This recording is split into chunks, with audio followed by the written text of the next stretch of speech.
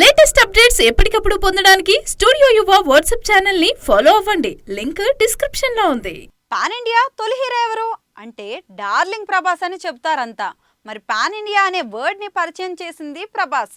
బాహుబలి తీసి పాన్ ఇండియాలో తొలి హిట్ నమోదు చేశాడు. అటుపై సాహోతో హిందీ మార్కెట్లో కూడా మరింత స్టేబుల్ అయ్యాడు.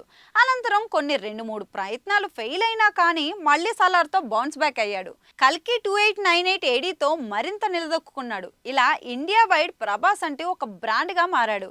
ఇంతవరకు బానే ఉంది, కానీ గ్లోబల్ స్థాయిలో ప్రభాస్ మాత్రం ఫేమస్ కాలేకపోతున్నాడు అన్నది కూడా అంతే వాస్తవం. ఇతర దేశాల్లో అభిమానులు ఉన్నప్పటికీ ప్రభాస్ నుంచి పాన్ ఇండియా సినిమా అనౌన్స్మెంట్ వచ్చిందంటే అది కేవలం ఇండియాకే పరిమితం అవుతుంది తప్ప గ్లోబల్ స్థాయిలో రీచ్ అవ్వడం లేదు.